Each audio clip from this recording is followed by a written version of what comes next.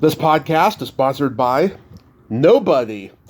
Hey dudes, welcome to Splat from the Past, the only 80s themed horror sci-fi show where things can get totally radical. Now, this is the first show back after a 2-week hiatus, and I am so excited. Today, I will be talking to the beautiful, the talented, the hilarious Emmy-nominated writer, actress, improv performer Shelley Herman. She began as a page at NBC Studios in Burbank back in the 70s and has written a memoir about it called My Peacock Tale, now available on Amazon.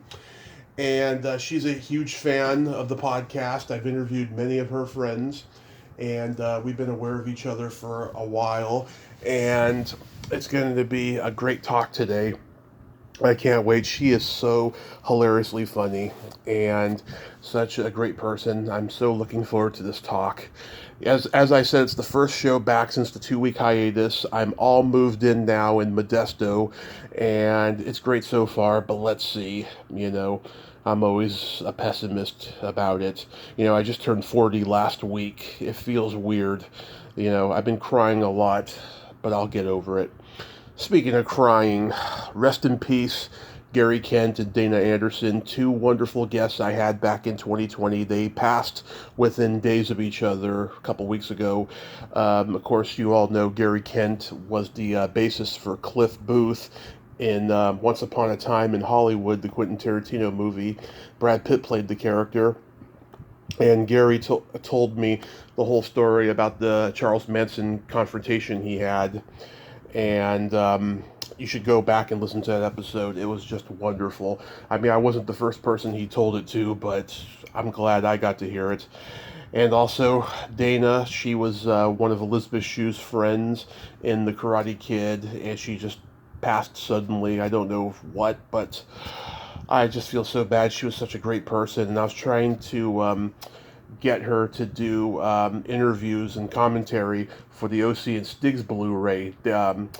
Tiffany Helm reached out to me because the producers reached out to her, and we were trying to get her to do the interviews, and sadly, they won't happen, unfortunately. Also, rest in peace, one of the great actors, Treat Williams. Oh my God, he was so criminally underrated. 1941, Prince of the City, Once Upon a Time in America. So many great performances, smooth talk. How did that not get an Oscar nomination? I'll never know. But then again, Hollywood didn't like art house films back then in 1985. It's sad how he passed. Rest in peace, Treat Williams. So yeah, here is my interview with Shelley Herman. Hello. Hey Shelley, welcome to the show. How are you today? Well, I'm feeling good because I'm talking to you. Oh God, don't say that. I think I'm rebranding you because you should be known as Tenacious Tommy. Tenacious Tommy. Oh, I like that. I really like that. Thank you, Shelley. Yes, you've been a huge fan and supporter of mine for a long time, and this is such a tremendous honor to talk with you today. Well, I was trying to recall the last time we spoke, and I'm pretty sure I was standing in a swimming pool in Palm Springs, California, and you were saying, "Is the book ready yet? Can I interview you? Can I interview you?" Yeah. And I said, "I'm still adding things to it. There's still more to come. I'm not done yet." So it's been about a year. Right. It's been a while. And I'm so glad that you have it out now. So yeah, this book you've written, My Peacock Tale, this was a pandemic project, right? And, I think it's, for me, the only good thing to come out of the pandemic, because if it weren't for Zoom and reconnecting with so many of my former colleagues who were pages at NBC in Burbank in the mid-'70s, I don't know that I would have had as many stories to tell. Yeah. So, had you thought of writing a book before? No, it never occurred to me. There is a core group of NBC Burbank pages that we have all stayed together. We've all been really good friends, and we watch the award shows together and celebrate each other's birthdays, and have attended each other's parents' funerals. I mean, this is over I'm going on June 21st, 1976. Yeah. My first day as a page. So we're talking 47 years of friendships that have remained, and it's pretty unique. And our spouses and our hangers-oners that have been at our parties have heard the same stories over and over again. So it wasn't until I got onto Zoom and people kept saying somebody should write a book. Somebody should write a book. So I was like, oh, okay, let me give it a try, because I had never written a book before. Yeah. Yeah, because you've had all these amazing Zelig-like moments in show business, you know. I mean, did you see, you know, being a page at NBC like a stepping stone? It was the ultimate stepping stone when I first began, because the page program itself is celebrating its 90th anniversary this year.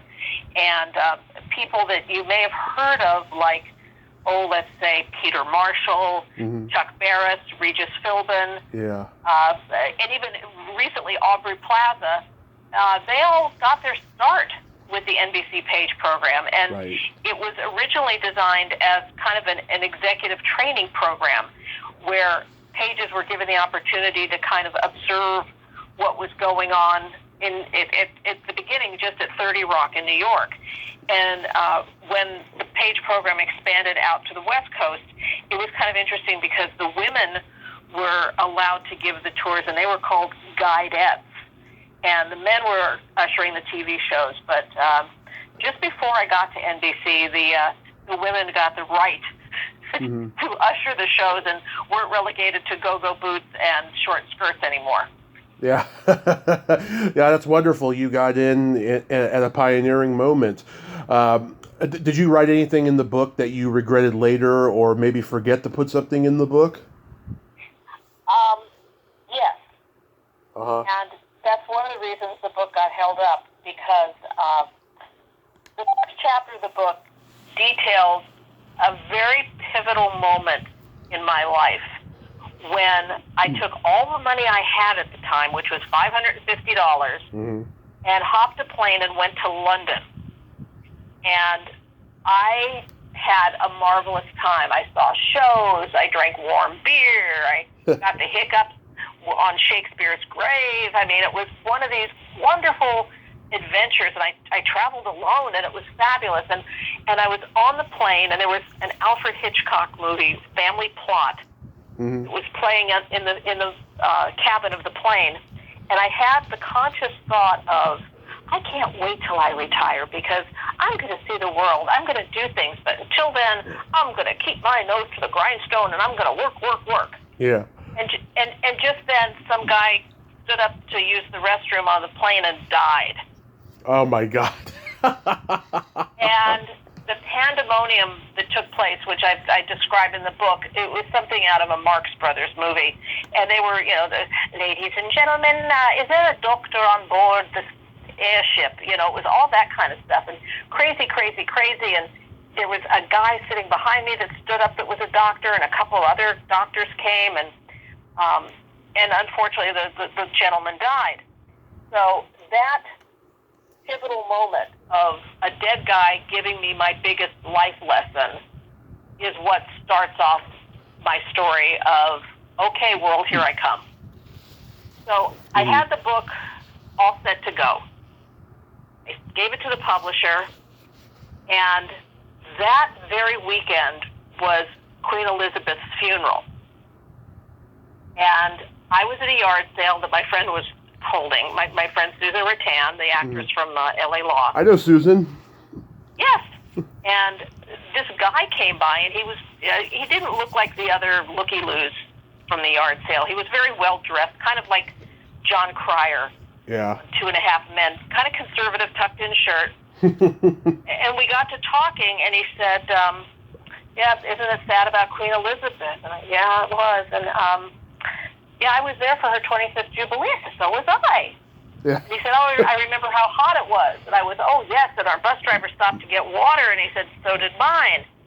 And I looked at him, and I said, where did you stay? And he said, the Kensington Hilton. And I said, so did I. And I kind of knew the answer before I asked him the question, and I said, what airline did you fly on the way home? And he said, Pan Am. And in unison, we said, and a guy died on the plane on the way home. It turned out he was one of the doctors who tried to resuscitate the man when he passed away. Wow. And I said, I just turned my book in. Why are you here now? Yeah. What does this mean? And I'm not one of those freaky-deaky, woo-woo, I get a sign from the universe. I'm pretty linear in my thinking. And I called the publisher, Bear Manor Media, Ben Omart, and I literally did one of those stop the presses. And I had to add what running into this doctor all these years later meant to me, because my book had come full circle. Oh my God, you should save that for the sequel. Yeah, well, I'll save it for the TV show. Who wants to buy it as a TV show? I'm taking offers. Yeah. Yeah, I read the first chapter sample on Amazon, and it brought a tear to my eye when you said that you've always had a soft spot for people who get overlooked, because we're talking right now. Sweetie, you don't allow people to overlook you, and I don't allow people to overlook me, so I don't know what you're talking about. I feel overlooked. I do, I always do, but that it brought a tear to my eye. It says, a lot about your character and what a wonderful lady you are. Oh, well, thank you. I just know that in the first chapter, I talk about a girl's road trip to Las Vegas to go see Elvis Presley at the Hilton International Hotel. And the girl who set up the tickets for us was kind of the wallflower of the group. Mm-hmm. And the other girls went off to, go drinking and carousing. And there's a very interesting story about what happened to one of the girls that is freaking hysterical. Yeah. And I was left with the girl who got us the tickets, and we just went back to the coffee shop at the hotel, and we had cherry pie and ice cream. Mm-hmm. And she told me her hopes and dreams, and I told her mine, that I had seen these people that were ushering TV shows at NBC, and they looked like they were standing around doing nothing, and I thought, oh, I could do that. And she said my mom's best friend works at NBC, and it was because I took the time to get to know this girl that was kind of the shy girl, the wallflower, that I got my contact to get into NBC. Wow, that is crazy. Yeah, and I had read that, you described yourself as the ultimate theater kid in school. Like, what age did you start gravitating toward acting? Probably my mother would say popping out of the womb, but I was in elementary school. I was doing little plays and such, but I was so fortunate to get in with a group of people who are another privilege I have in my life are the people that I attended Agora High School with. Mm-hmm. We are still great friends to this day. We do little short films together. We do radio shows. We do fundraisers for people. And because when I lived in Agora, which is near Calabasas, which is part of the West San Fernando Valley area of California, we were kind of like free-range kids. Yeah. There were rules, but we didn't necessarily follow them because nobody really cared. The teachers were almost the same age we were. And creativity was, a big thing for us because there were no like movie theaters or arcades or anything like that to entertain us. We had each other, and we had the theater department. Mm-hmm. And that's the bond that has kept us together. And I'm very fortunate that both of the people, Jim Gilchrist and Eileen Daniel Riddle, who were our teachers, are still our good friends and are part of our circle. And we get together at Christmas and we see each other, and usually there's a big summer party, and then if one of us does something fabulous, the rest of us show up, and if there's sushi involved, we're usually there too. Yeah. Did you know early on that you were funny? I knew early on that I could deflect things with humor. Mm-hmm. Because if somebody was being mean, or if they were just generally insensitive and made somebody else insensitive, I could be funny that way. I'll tell you, I'm looking now in my office. I have an old 1940 style radio that was in my aunt's house, my great aunt. And I remember as a little kid, which I think is my first joke that I actually remember in my head. I'm gonna tell a joke now. Mm-hmm. And I looked at this old radio and I said, "Does it play old radio shows?" And my family laughed and waited for a moment to make sure that they knew I wasn't being a weirdo. Mm-hmm. But they knew that I had constructed something in my head of old radio shows. Let's put that together and see how that works. So I was always finding irony in things.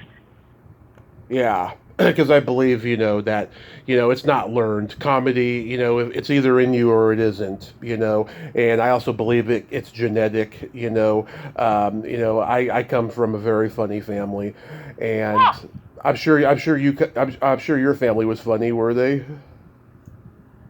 My dad was a bartender, so he knew how to entertain people. Yeah. I don't consider my parents funny people, but he knew how to make people comfortable. Mm-hmm. Yeah, I mean, I worked in the bar business, and bartenders had great sense of humor, and they knew how to make people comfortable. You kind of have to for that job, Yeah, and I'll tell you, as far as my dad being funny, that he had a wonderful experience back to Las Vegas. Mm-hmm. My parents, this was the late 50s, and my parents didn't have two dimes to rub together, and they went with another couple to Las Vegas because they were going to elope. And they arrived at the Sands Hotel at the crack of dawn after having driven, for 6 hours to get to Vegas. And sure enough, Frank Sinatra was coming out of the Sands just as my parents were going in. And my dad said, "Hey, Frank," like he knew him. And Sinatra stopped and they chatted a bit, and they said, "Hey, Lou, what do you do for a living?" And he said, "I'm a mixologist." Yeah. and Sinatra laughed, and my dad said, "Yeah, Frank, we're going to see your show tonight." And he said, "Well, do you have tickets?" And my dad was like, "No." Little did my dad know that those were premium tickets, and he probably couldn't have afforded them anyway. So Frank comped my dad and mom and the couple that were getting married, sat them ringside at the Sands Hotel at a table with a very good-looking young senator named John Kennedy. Mm-hmm. Yeah. I had a joke in my stand-up act. I was raised Catholic, but then I converted to mixology. There you go. Yeah. So you get to NBC in 1976. How long were you there for? I lasted a little bit longer than I probably should have. I was there as a page about 2 years. Now, okay. the page program itself is an 18-month program. Mm-hmm. And I had broken my leg during part of that time, so I wasn't able to usher the shows or give tours or go to limo runs and things like that. So they stuck me up in the story department where I was able to read scripts and kind of learn how to break them down a little bit and see if there was something there that maybe NBC would want to develop as a movie or a series. Mm-hmm. And it's funny that I was just thinking of that because I don't know how long this show is going to air on the internet, so I want this to be timely. But one of the movies that I thought one of the books I thought they should do was called "Till Death Us Do Part," mm-hmm. and it was written by Vincent Bugliosi. Yeah. And CBS bought the book, mm-hmm. and Treat Williams starred in it. Oh. So that was the book that got away from me. That was the one I really, really liked because it was really creepy, and I remember seeing Treat in it. And he was so good. Yeah, God, that was a real bummer yesterday. He was just such a talented guy, and he was so underrated too. I think he kind of rejected fame, and being a huge A-list star, but he was always a critically acclaimed, just wonderful actor. You know. Well, to go from Burger and Hair to Stephen Yeah. Kowalski in Streetcar, I don't know if he rejected fame. I just think he picked quality products. Yes. And he didn't care about the fame. Well, isn't that the kind of the same thing? Rejecting fame and picking quality products. That's kind of hand in hand, right? Well, but I'm sure there's people out there that do a big blockbuster movie and just take the paycheck and know that for 2 years they're going to be a star because they're in a blockbuster, and then you don't hear from them ever again. But somebody like Treat Williams had a career that spanned decades. Yes, right. But you got to be there when some amazing things happened on The Tonight Show. I mean, like Frank Sinatra made his only appearance on there, like in '76.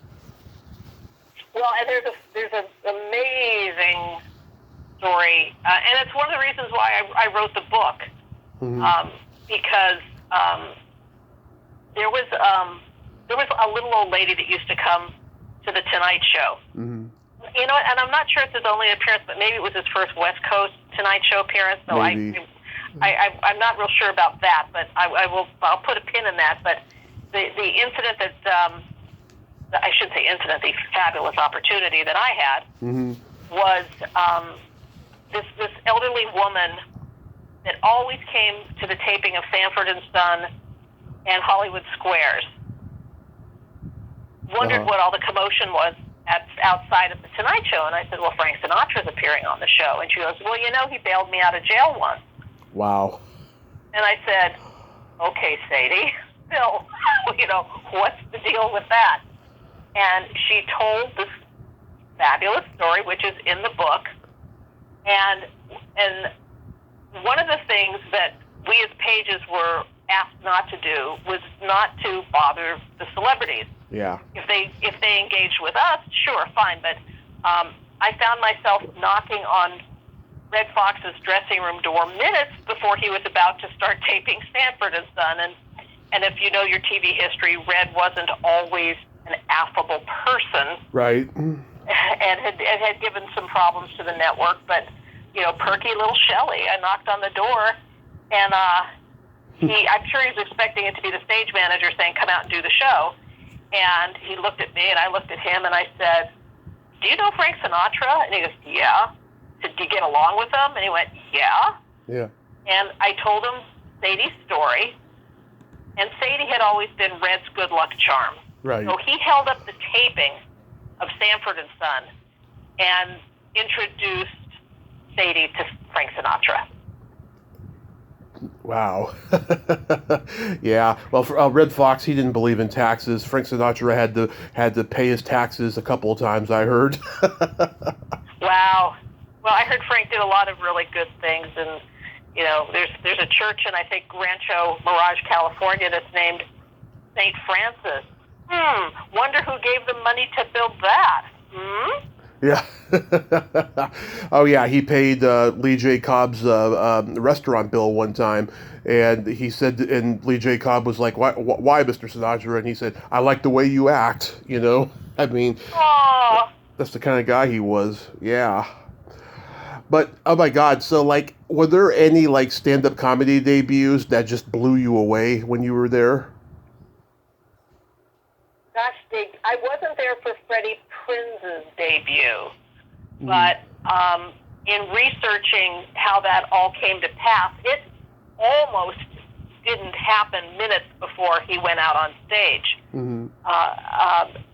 Each entertainer that was on the show is given somebody who's their talent coordinator, who makes sure that they're comfortable being on the show and know what to do.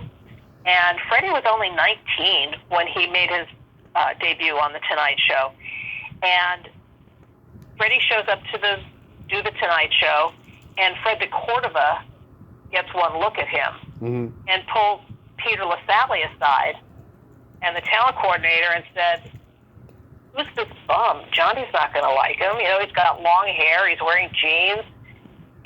He's got a mustache. This isn't a guy who should be on The Tonight Show. He looks like a hippie, that kind of thing. And to Peerless Sally and the talent coordinator's credit, they told Fred to go take a seat, that Freddie Prinze was indeed going to go on in a matter of minutes. Mm-hmm. And the rest became history. And if those of your listeners who are too young to have seen Freddie Prinze or know his talent, which was substantial, there's YouTube videos of his Tonight Show debut. Mm-hmm. It's must-see TV, because we could only hope that a moment like that happens, not only for ourselves, but anybody that we love, because it really was incredible. Yeah, him and his friend Alan Bursky, they were like the two youngest guys to make their stand-up comedy debut on The Tonight Show, and then Byron Allen broke that record. He was like 17 and a half, and they were like 18 and a half or something like that. Well, keep in mind, Byron's mom, Carolyn Folks, was working in press and publicity at NBC. And young Byron grew up running around NBC Burbank, and he watched all the TV shows. He was like a little sponge, man. He picked up everything. And his mom and he were very close, very professional all the time. He wasn't like a bratty little kid running around. So that when he got his moment, he was ready for it. Yeah, and it's funny thing too, right?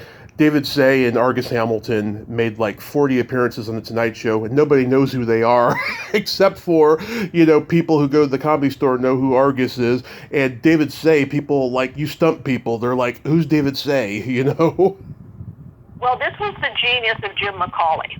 Yeah. Jim was the talent booker when I was at NBC, The Tonight Show, and I would go to the Comedy Store with him I went a few times. Mm-hmm. And he would watch somebody do their stand-up, and then he'd get up from the table and he'd go chat with them, like back in the hallway near the kitchen. Right. And there's a distinct difference between being a nightclub comic and honing material for that environment, and another for honing material for a Tonight Show audience. Mm-hmm. Who didn't understand the difference, and a lot of them didn't like Jim because Jim wasn't giving him a shot on the Tonight Show. Of course. But Jim was the gatekeeper. Jim knew what Johnny wanted. And if he wanted to keep his job, he would do that and not succumb to the pressure of other comics deriding him along the way. Right. Yeah, it was a crazy dynamic. I think only Louis Anderson said good things about Jim McCauley until his death, but so many comics were bitter, unfortunately. A lot of them were, and a lot of them maybe now understand. Now, somebody like Argus, he may not have, starred on a sitcom or anything like that, but Argus has churned out a decades-long career doing stand-up, and I can't help but think that Jim McCauley was influential in that as well. He might not have grabbed the brass ring, but he certainly gets to stay on the carousel a long time. Oh, God.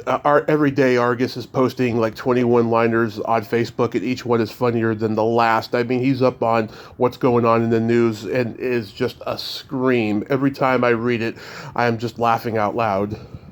Yeah, Argus is a good comic. He's a good writer. He's a good journeyman comedian. But, you have to ask yourself when you go into this kind of work, what is your ultimate goal?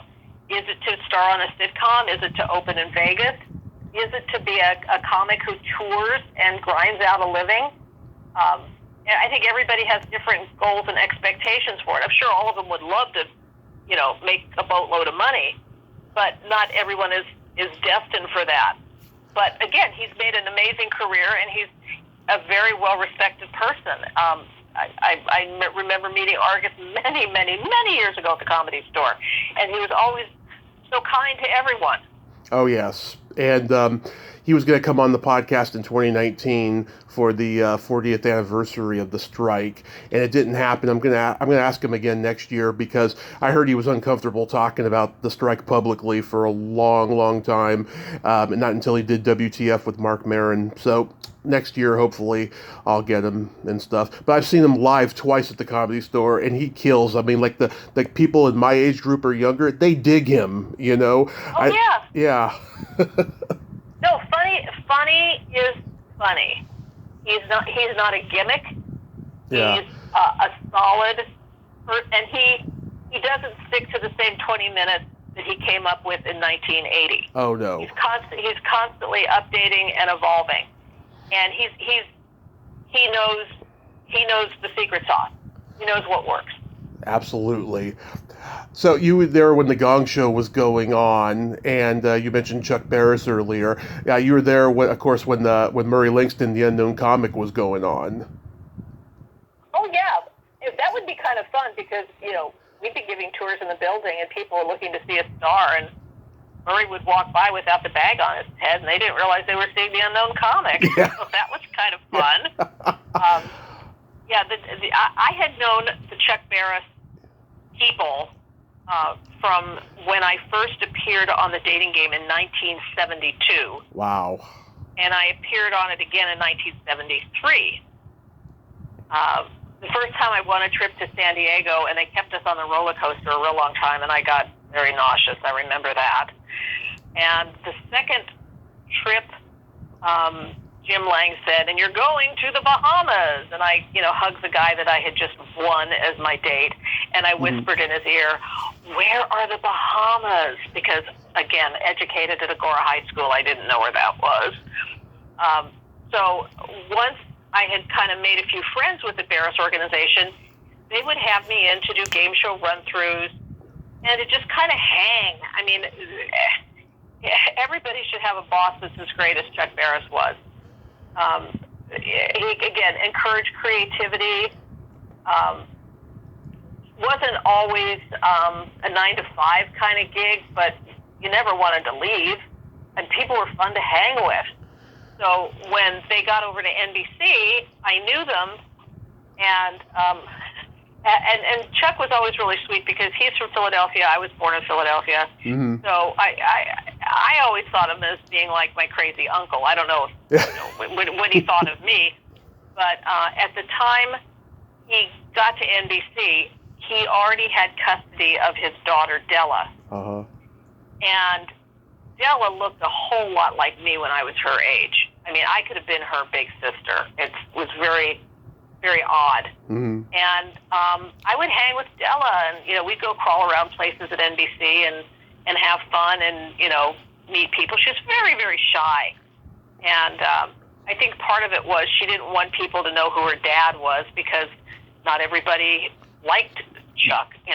People thought he was a certain way, and he wasn't. He was a mensch. He was a sweet, wonderful, generous man. So one day I'm out giving a tour, and somebody runs up to me and says, quick, Chuck Barris needs you. And I was like, okay, and the person took over my tour. And I said, what is it? And he said, stand backstage here. We're going to open up the curtain, walk through the curtain, listen to what I say, you'll know what to do. And all of a sudden the music starts up, and I'm like, what do I do? Humana.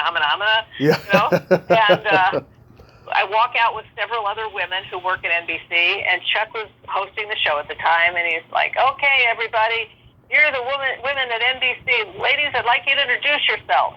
So we all shook hands with each other, introducing ourselves to each other rather than introducing ourselves to the audience, and that was the little bit that he devised. So I have my 15 seconds the same on the Tonight Show, and I have a picture in the book of that moment that I was there. It was very special, and I love that Chuck thought of me for that. So yay! Oh my God, the Dating Game. Yeah, you know Jed Mills. I don't know Jed Mills. He was in that improv group War Babies. Oh, okay. Well, I know Karen Kay was in that group. Yeah. I don't. And was Remy in that group? I think so. Yeah, I probably know who he is, and I can look up on my computer while I'm talking to you. He was on the Dating Game in the 70s with some weird, creepy guy who later was revealed to be a notorious serial killer, but he wasn't at that time. Yeah. Well, if your listeners have Hulu, Uh-huh. I participated in a 4-part documentary series that was on ABC called The Game Show Show. Yeah. And I think it was the 4th episode that has the whole thing about the dating game serial killer. So maybe he's even on the clip that they show. Yeah, most likely because they were on that episode. It was Rodney Akala was the guy's name. Right. And right. The girl didn't go on the date with him because she thought he had creepy eyes. Yes. It's crazy. But there's a lot of celebrities that would go on the dating game, but they weren't celebrities yet, like John Ritter and Tom Selleck and lots of people back then. But then there'd be other people like Adam West or Phyllis Diller, because when you are a member of the Screen Actors Guild and you do a TV show, was that a gesundheit I should give you right there? Right. Gesundheit. We're going to have to chip in and get you a pause button. Whenever you're a Screen Actors Guild member and you go on a game show, you get paid a minimum fee for that. So, some famous people just went on to get their fee, to plug their movie or whatever they were doing. Interesting. Wow. But there's a lot of people from Agora High School that once I did the show, it kind of opened up the floodgates, and there's an actor named George O'Hanlon Jr. Oh, yeah. From the Jetsons. Show, and George and I are still to this day really great friends. Another girl, Kim Fowler, she's on the clip of the dating game from the Game Show on Hulu. She was one of our friends. A guy named Cario Salem, who went on to win an Emmy for writing Only in America, the Donna King movie. Buzz Aldrin's son, Michael Aldrin, was on. I mean, these are just off the top of my head, but there were a lot of them that eventually went on the dating game. Yeah, it's crazy. I've talked to a writer from Van Dyke and Company. You worked on that show, right? Uh-huh. Yeah, Tommy McLaughlin was the writer. Yeah, that was a show that I don't think got a fair chance. Yeah. And that's the show where I had met Andy Kaufman, because he was kind of a reoccurring person on the show. George Shapiro was Andy's manager. Right. And George Shapiro was the nephew of Carl Reiner. Right. Carl Reiner being one of the executives on the show, and that's kind of how that worked out. And then George Shapiro took pity on another comic named Jerry Seinfeld. Yep. And the rest is history on that. But Georgie was always, he passed away last year. Yeah. And I told him I was writing the book. I had never heard back from him. I'm hoping he knows that, I sent him a little passage that I mentioned him in the book. But when Andy would be acting erratically on Dave Letterman's morning show, I would call Georgie and I would say, "Is Andy all right?" And he'd go, "Yeah, he's okay, don't worry." Because there were times I really did worry. Yeah. So. Yeah, I just loved how, he did the most shocking and outrageous things and let the audience decide if it was funny. I mean, he was just a crazy pioneer of comedy that's never been repeated, Well, a lot of people have tried, and that's only been a testament to Andy's abilities. Andy was into the type of art that makes people feel. Mm-hmm. So whether you feel happy when you see him, or you want to throw tomatoes at him on the stage, it didn't matter as long as he got you to feel. And he involved me in one of his bits once, and I did it once. It's in the book. I didn't quite understand what I was doing. I didn't know that it was funny, but it turns out this was kind of the precursor to doing the intergender wrestling. I didn't wrestle with Andy. It was another thing that I did. It was really funny because when I knew him before Taxi, he had said to me, "Oh, I just got hired to do this sitcom, and I really don't want to do it, but my management says I should do it because it'll help my career. People won't just think of me as a stand-up. He said, but don't watch the show. It's not going to be very good. And it was Taxi. Yeah. And flash forward, I married one of the guys from Taxi. Yep, Randall Carver. Yeah. That is... Randall Carver, who was on the first season of Taxi, is the character John Burns. Yeah, and also, too, Andy did a pilot that didn't sell called Stick Around, where he was a robot from outer space. Well, and I know he did that Bernadette Peters movie where he was a robot also. Yeah, Heart Beeps. Yeah, he did that. This is the thing about Andy that, again, part of the genius that it took me decades to kind of understand, even though I knew him. Mm-hmm. I didn't always get him. Yeah. But he was like a dog with a bone. If he had an idea for something, he would work it and work it and work it until he got it where he wanted to. So it doesn't surprise me that he did the pilot and then tried to do the movie also. Absolutely. And you have a Gilda Radner story? Oh, yeah. Oh, it's so sweet. And it didn't involve me. Mm-hmm. But this is, again, how doing Zoom during the pandemic helped bring out more of these stories that we've kind of heard over the years. Mm-hmm. There's a writer for Deadline Hollywood, Pete Hammond. Right. And Pete has told the story over the years, but then I got a couple other points of view of people that were involved to flesh out the story. Gilda came to town, and Pete, he was entrusted to escort her around an NBC press event. Mm-hmm. And they finished about 4 hours. So they finished the press event really quickly. She had 4 hours before Pete had to get her on a plane back to New York. And she looked at Pete and said, I've never been to Hollywood, show me Hollywood. So Linda Levinson, now Linda Levinson Taylor, mm-hmm. and Melissa Hunt, they joined Pete. They hopped in his Mustang, and they drove down to the Chinese Theater, and Gilda wore like glasses and a hoodie, so nobody knew it was she, and put her handprints, and then they went into Westwood, California, near the UCLA campus, and she got a falafel. She'd never had a falafel before. And Stan's Donuts, which was very big back then. You had to have Stan's Donuts. Mm-hmm. And she was dating a guy at the time who lived in the Fairfax district, and she wanted to meet this guy's parents while she was in town. So Pete, Linda, and Melissa waited in the car. She went in for a few minutes, came out, and they're driving just past CBS, Television City, on Beverly Boulevard, and Pete's car ran out of gas. Mm-hmm.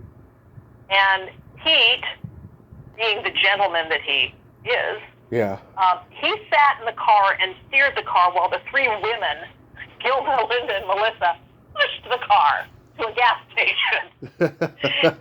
And they got the car filled up, got back to where he needed to get in the limo with Gilda to get her to the airport, all is well. And, Pete figures, well, that was a great adventure.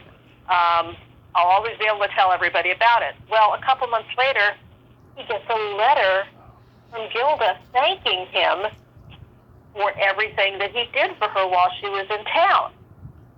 And I saw this letter, I went, oh my gosh, Pete, this letter is just precious. It's her handwriting. It's very humorous. It's so endearing. And knowing the publishing world, I have to get permission to use something like that. Yeah. Even though the letter was addressed to Pete, technically, Gilda's estate owns that letter. Oh, wow. So I got on the internet.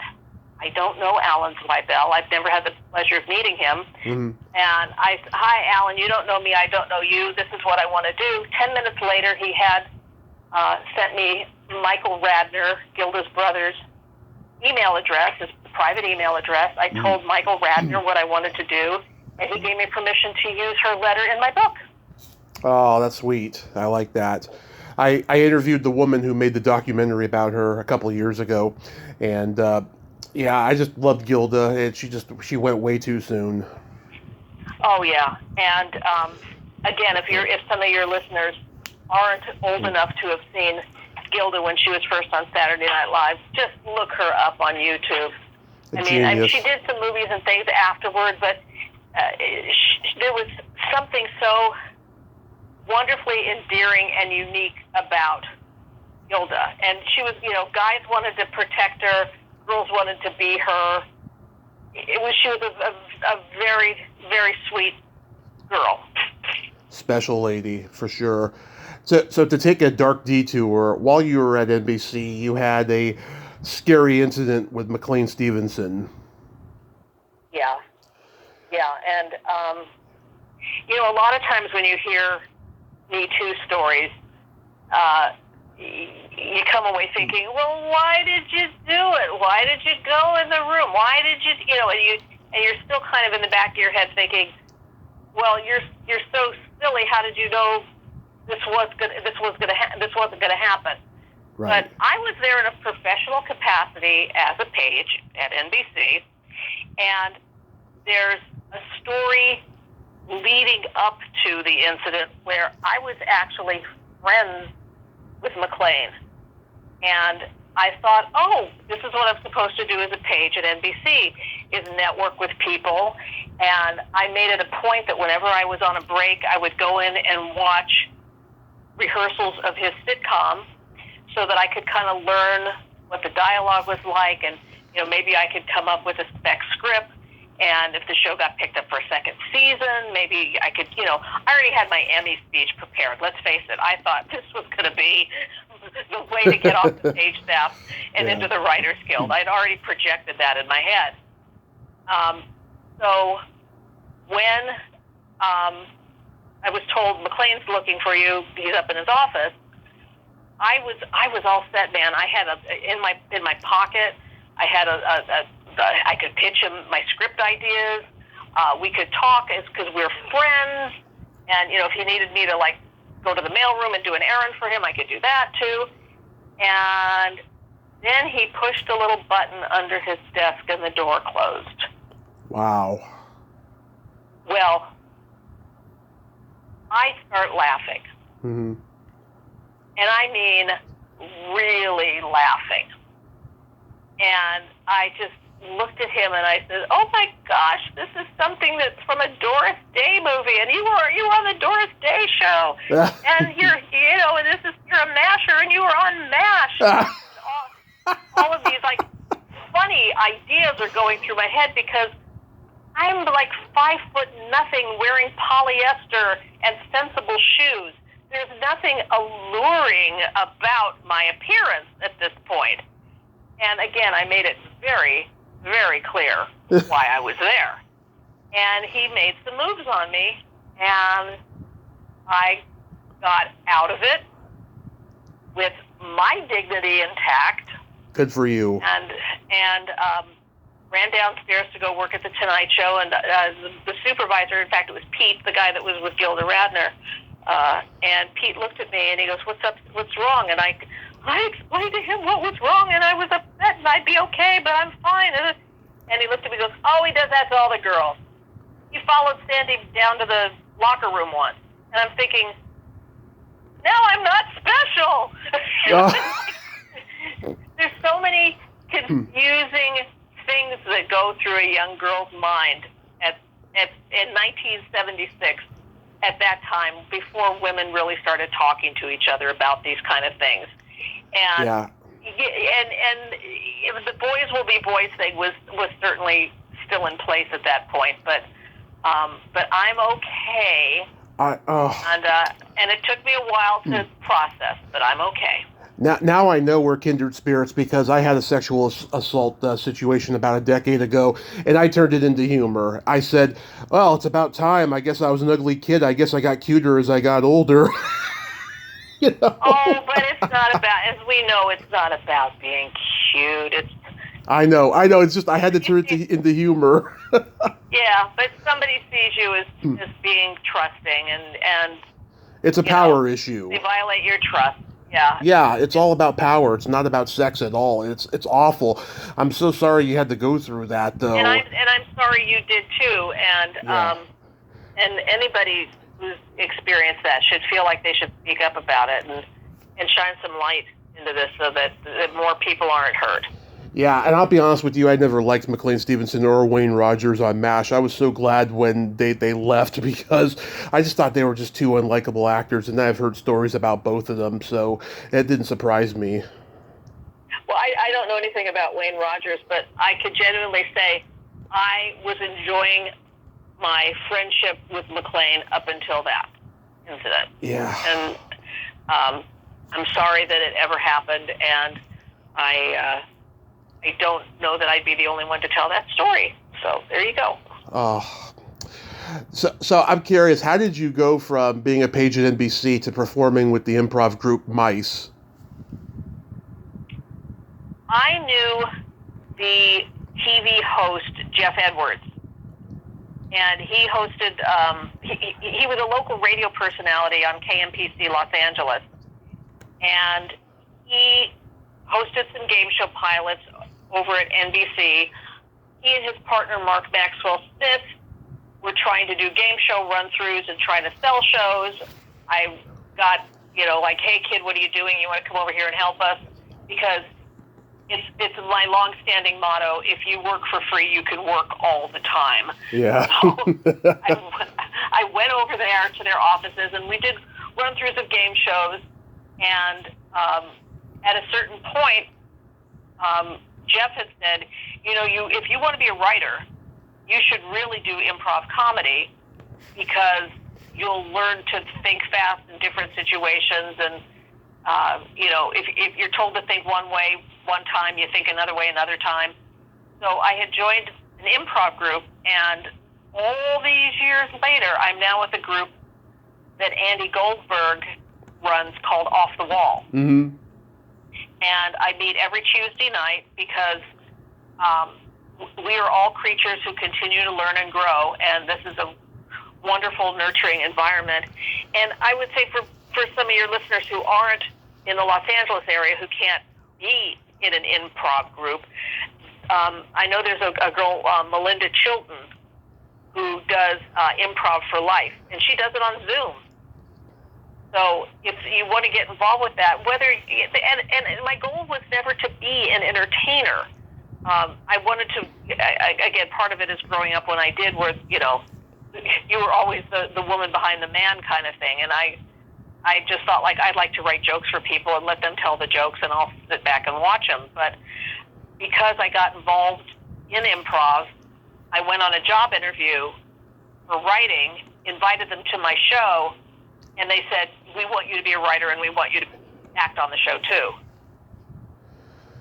Yeah, I watched an episode of Off the Wall on YouTube the other night, and I was laughing hysterically. I can't believe I didn't know about this show. There's so many improv sketch shows that only lasted a short time that I'm finding out about now because of YouTube. And, oh my God, I know Louise Duarte. I had her on here 5 years ago, and she loved my my celebrity impressions I did for her. She was just so nice to me. And I met Terry Kaiser about 6 years ago at a horror convention. He is just a sweet man of a guy, and very, very talented actor. Yeah, he started back in soap operas in the 50s. Oh yeah, and I mean, most people know him from Weekend at Bernie's. Yeah, but he was hired for our show because he did a guest spot on Hill Street Blues where he played Vic Hitler, the narcoleptic comedian. Yeah, the narcoleptic comic. Yeah, and people hadn't really seen Terry do comedy like that before, and that's how he got onto the show. There's another woman, Cynthia Stevenson. Yep. Became very, I mean, Cynthia was a constant staple on shows. And Forget Paris with Billy Crystal. She was in that movie. Oh, yeah. Well, I like to consider that, a Kevin Kline movie, but I consider everything a Kevin Kline movie. Yeah. No, you're thinking of French Kiss. French Kiss was the Kevin Kline movie where he's French. Oh, that's the French Kiss. Yeah. And here's trivia for you. I am name-checked in a Kevin Kline movie. Really? There's a movie that he did called I Love You to Death. Love that movie. With Tracy Ullman. Yep. And there's a scene where she has poisoned him and he's eating spaghetti on a TV tray. And his character is watching a monster truck show. And my partner, Brett Kepner, and I are doing the play-by-play on the monster truck show. And I am name-checked in that scene when Kevin falls face first into the spaghetti. Oh, I gotta watch it. It's been a while. I gotta watch it. I'm gonna look out for that moment. Yeah. So again, you never know where these things are going to take you, and much like Amy Poehler, I say yes to most everything because you don't know where the opportunities are going to lead. I saw Amy Poehler incognito at the Throckmorton Theater in Mill Valley back in 2016, and I didn't know that was her. Someone told me afterwards, and we were all joking, like, "What, is she coming here to steal material for her shows and in her movies or what have you?" Yeah. She doesn't have to do that. I know. We're just kidding. Yeah, she's light years ahead of all of us. Yeah. But that episode of Off the Wall was hilarious. You know, there's this one sketch, made for TV movies. Why bother to watch? Well, I remember this one scene that I did with Terry Kaiser where I was inside of a TV screen and we were making out with each other. Yeah. So that was kind of, and Louise was in that also. Louise played the aggravated wife. So that was kind of fun. So yeah, I had a love scene with Terry Kaiser, except I had a glass panel between us inside a TV set. So why did that show only last a short time? Because it was a syndicated comedy show. Mm-hmm. And I don't know that they got enough clearances for it, but another little show came along and took our time slot, and it was this DJ out of New York named Howard Stern, who I adore. I will defend to my death. I think Howard Stern and his crew are remarkable. I'm glad you feel that way, because so many people, oh my God, think he's offensive and misogynist and all this stuff. No, he's and talk about a person who has evolved. Yeah. He got his audience doing a certain type of comedy, but he was smart enough to realize that audience grows up, and while he still might like, fart jokes. That's not what his show is all about anymore. Right. And if anybody has a chance to see his Springsteen interview on HBO, wow, that was great. I heard it was good. Yeah, I gotta check that out. Oh, definitely check it out, because even if you're not a Springsteen fan, you're going to be when this is over. I've always been a Springsteen fan. In fact, his sister went to high school with my dad. Was that Pamela? Pamela, yeah. Yeah, and here's a full circle thing. George O'Hanlon Jr. had a bunch of headshots taken by Pamela when he was first starting his acting career. Oh, a lot of people have. Yeah, but that's a good, we talked about George and now Pamela, tie it all together. That's a good callback, as they say in the comic biz. Absolutely. So real quick, what made you get into writing for game shows? It was fun. Yeah. Gosh. And I've always had a trivia brain, and I didn't realize that other people didn't. And I'm not quite Mary Lou Henner brain, but I'm pretty close to that. And I remember things really well. And if I'm given a piece of information, I know how to root it out and get, because with game shows, you could write a question, and then they like you to have two sources of information to verify a question. And because I read a lot, I would know that, that was from an issue of TV Guide, the fall preview issue of 1978. That's where I remember that information originally, and I can back it up with another story and cross-reference, and it's a big puzzle, and I like doing all that.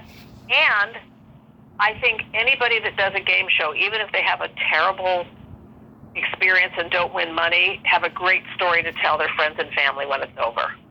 Yeah.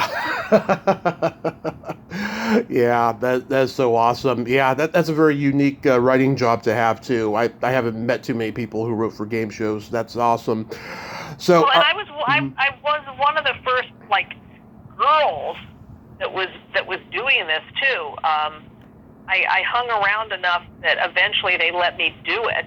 Again, if you work for free, you can work all the time. right. And I learned you don't just want to ask a question like, who was the first president? Yeah. You want to make it an interesting question, or an answer if you're writing Jeopardy. His wooden teeth didn't stop him from becoming our first president, who was George Washington. Mm-hmm. So you give people a little clue in it. You give them a little something where they, even if they don't know the answer, you go, well, that's cool. He had wooden teeth. Something that they can at least have as a takeaway for watching the show and not just being mindless in front of the TV screen. Absolutely. So real quick, we got to play my secret silly game. This is a series of silly slumber party questions. No win or lose, just pure fun. And how the game works is I ask you the question and you answer it. And then you ask me that exact same question and I answer it. And then feel free to comment on answers because they might be funny. Comment on your answers or my answer? We can comment on each other's answers if we wish. Okay. Shelley, are you ticklish? I am not at all ticklish. Okay. Are you ticklish? Yes. If I'm so ticklish that if you tickled me without warning, I might hit you in the groin. Well, I'll get my feather. Okay. Is your belly button an innie or an outie? I am driving an innie, not an Audi. Okay. How about you? Yes, also an innie. What color are your toenails painted? My toenails are presently painted beige because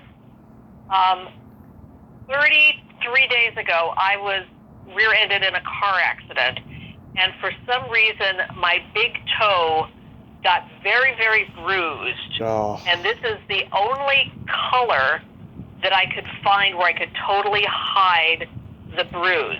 Yeah. And now you tell me, what color are your toenails painted? Light purple. Why? I've been painting my toenails since I was 13, and I just love, nice colors. So I decided to do light purple because it'd been a while, and plus summer's coming. And are you like a purple person in general? Yeah, I get that from my mom. Okay, because I know there's people that have their color, and they cling tenaciously to it. Yeah, well, blue is my favorite color overall, but I do like lots of bright colors. That's my thing. What shade of blue? Because, okay, now we're getting down to brass tacks here. All types of blue. If it's turquoise, if it's light blue, dark blue, I don't care. I just love the color blue. Well, then you need to go to the Bahamas like I did on a dating game trip, because you've never seen blues until you've seen the ocean at the Bahamas. Blue, blue, blue. I've seen pictures of it, actually.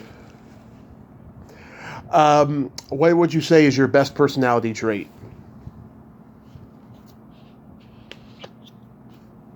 I hope other people would back me up when I would say I listen to people. Mm-hmm. And how about you? What's your best personality trait? I have empathy and I have no filter. Okay, so then leaves get stuck in you, and this. Oh, I'm a Gemini. When's your birthday? June 6th. Oh, okay. Last week. My hubby is a Gemini, May 25th. Yes. And then my favorite question is there a stinky smell that just makes you gag?